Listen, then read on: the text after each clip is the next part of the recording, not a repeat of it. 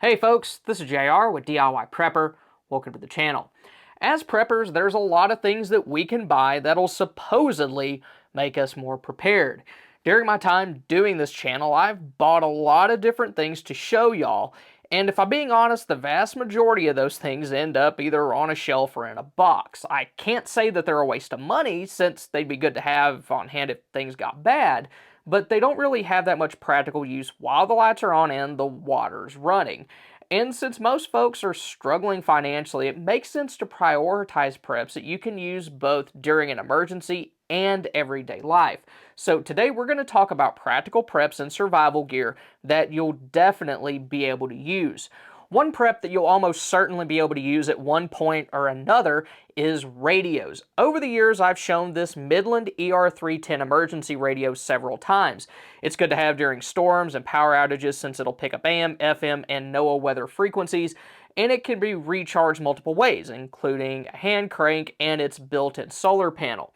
It's practical since storms are going to happen everywhere sooner or later, and being able to track those storms or get other important information can help keep you and your loved ones safe.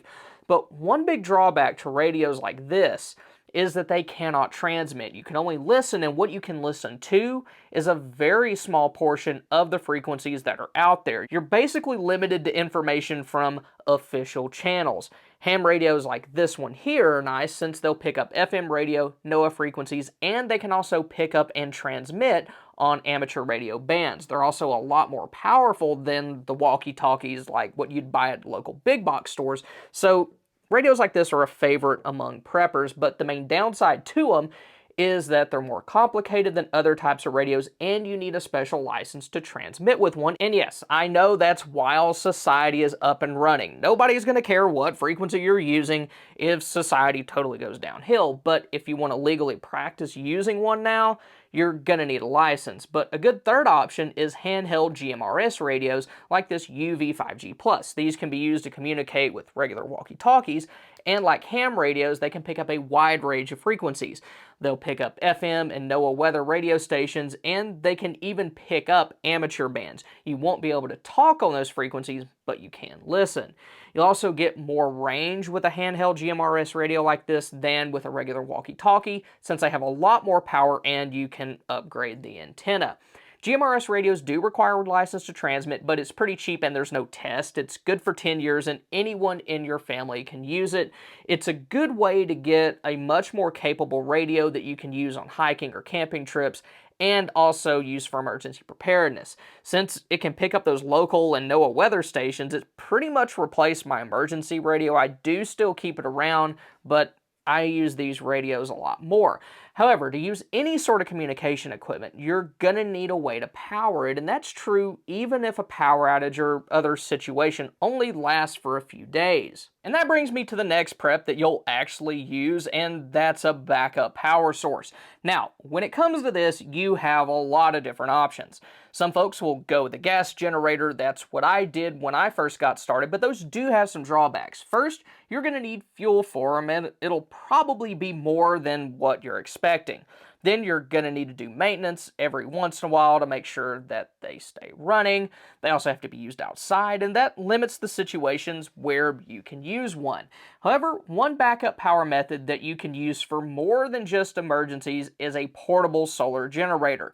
I've been using EcoFlow power stations and solar generators for a few years now, and I'd like to thank them for sponsoring us today. One thing about solar power options that makes them very practical is that you can use them to power appliances and devices from inside of your home.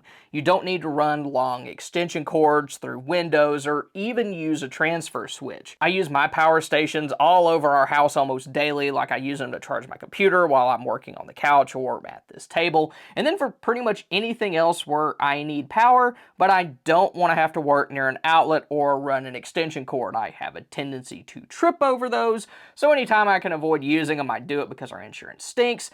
Then, since most power stations have multiple USB ports, they work well for charging recharging cell phones and flashlights on like camping trips, but I also like to use them for recharging other devices. Like I tend to lose charging bricks, so I charge our doorbell cam using our power station. I just plug it in and set it on top. But aside from daily convenience, solar generators are some of the best things to have around during natural disasters. I recently had a comment on one of my videos from someone who lives in North Carolina, and they shared how they use their Delta 2 Max to run their freezers and fridge. And y'all, hurricanes and other major storms are getting a lot more common. It seems like we hear phrases like 100-year storm at least once or twice a year, and having something at your home that can provide you with at least some power, even if your town isn't getting shipments of fuel, is an absolute must. Since you can get power stations and solar generators in a lot of different sizes and price points, most people should be able to find one that'll fit in their budget.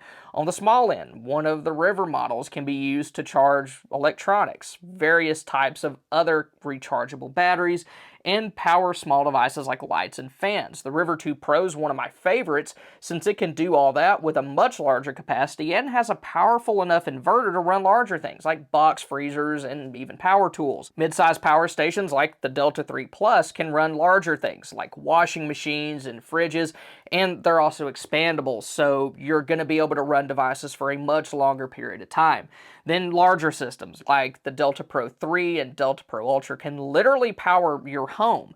If you use EcoFlow Smart Home Panel 2, then you can connect them directly to your home's power grid. The Smart Home Panel 2 will allow you to use either of them as a standby generator that'll start working as soon as the power goes out, or as a way to save money on your electrical bill by using your batteries during the times of day when electricity is most expensive. So there's a practical use. If you don't already have a backup power source, then now's a really good time to pick one up. EcoFlow's running a big Black Friday sale and deals of the day from now until December 2nd. They're offering big discounts on both their newest and older products, and depending on what you get, you can save up to $4,000. If you want to check that out, then be sure to use the links in the description below, and you can also use this code to get an additional 7% off everything except for the flash sale products and the recommended accessories. Another group of preps that you'll definitely use at one point or another is vehicle preps. Breakdowns, even though they're frustrating, are just a fact of life. Then, even if a breakdown doesn't happen to you, there's a good chance it's going to happen to someone you know, and being able to help is always a good thing. For my truck, I like to keep most of my tools in a waterproof tote that I keep under my tonneau cover, and I know that that isn't the most secure way to store things, so I don't have anything too expensive back there. First, I have some jumper cables, and when you get those, try to get a longer set made of heavier gauge wires. Those are going to be easier to use and they can handle more power. I also like to keep a battery jump pack in the center console of my truck, and that's sort of my first line tool. I don't want to have to mess with jumper cables if I can help it.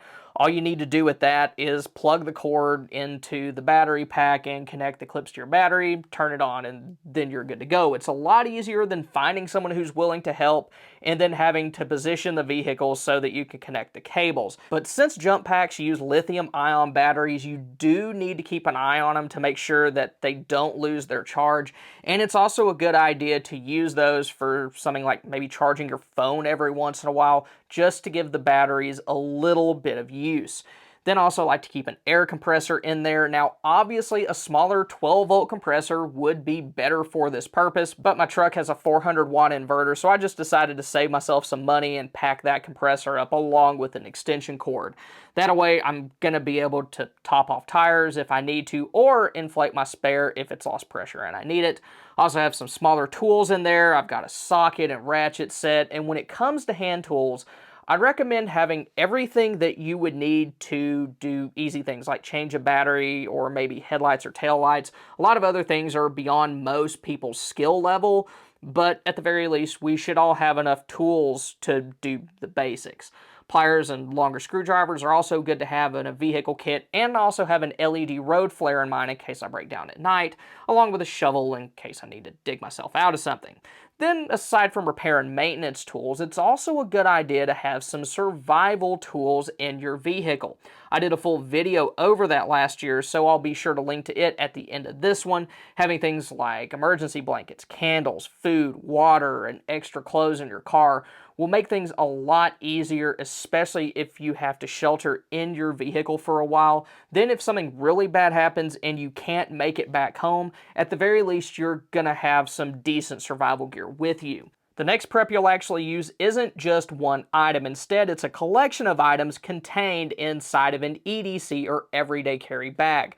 This is meant to complement your on-body EDC and give you a way to have some additional gear and supplies with you all the time. I personally think that this is probably the most important survival kit that you could own. While everyone loves to talk about bug out bags, the fact of the matter is that there's a very good chance that you won't be anywhere near it when something goes down. Most of us spend the majority of our time away from home at work or doing other things we need to do, and we're very unlikely to lug around a 30 or 40 pound backpack while we're doing those things. A smaller EDC kit like this one is a lot more practical and it'll make getting back home to the rest of your supplies a lot easier. It'll also slow you down a lot less than the aforementioned Sherpa pack. My EDC bag is a backpack that I got a couple of years ago, and I really like that it doesn't look like a tactical backpack. I've used it at my office and I've even carried it into coffee shops, and no one has ever batted an eye at it. But even though it doesn't look like much, it has a ton of extra gear and supplies in it, and it's also set up to accommodate a CCW and other more tactical items. I may do a full rundown of that on my other channel later on. On the outside, as you can see, I have a Grail Ultra Press on one side and then a stainless steel water bottle on the other. The Grail should be able to remove pretty much any biological or chemical contaminants, but if something happens to this, I can always boil water inside of this clean canteen. I would like to have one that's a little bit bigger, but the bottle pockets on this bag are a little skinny, so I'm stuck with this. Then I like to keep a poncho inside this large back compartment. I've had to use that multiple times while I've been out and about and had a downpour sneak up on me. Then after that, inside this middle compartment, I have most of my survival gear. This pocket organizer has a full-size multi-tool, a headlamp, small flashlight, and extra batteries for my lights. With the batteries that are in that little box and the ones already in the lights themselves, I have 2 sets for each one. I also have some other basics like a lighter and some Vaseline cotton ball fire starters. If you want to, you could keep a small ham radio in a kit like this as well. Then in this pocket, I have a small first aid kit and a tourniquet. The tourniquet is a ratcheting one that's easier to apply with one hand. And then the first aid kit's just for basic stuff. I have some over-the-counter meds, band-aids, and other odds and ends. It isn't meant to deal with anything too serious, but it'll help me with just little daily stuff that comes up. I also have a bandana in here, and then in the next pouch I have some granola bars. Since this is a get-home bag and I don't go too far from home very often, I don't need entire meals. This should hold me over just fine. Now, the next thing I'm including in this video may surprise some of y'all, and that's board games and other activities. If we were to find ourselves in a long-term grid down situation, YouTube, and then the huge list of streaming services a lot of us are signed up for are going to be a thing in the past. Kind of like the idea that we'd save money by ditching cable. It'd be gone. But even a simple overnight power outage can drive people crazy since they wouldn't have a screen to stare at for hours on end. And in those sort of situations, folks will need something to keep their minds occupied, and board games are a great choice for that. Some of them can take hours to finish, and they're a really good way to spend time with your family. You can find classics like checkers really cheap in almost any store, and there's a lot more options available now. We used to play apples to apples when we were in college. It's sort of a guilt-free version of another very similar game some of y'all may have played. You should be ashamed of yourselves, but also don't overlook individual activities, because while family time is great, you're gonna need some alone time if you don't want to lose your ever-loving mind.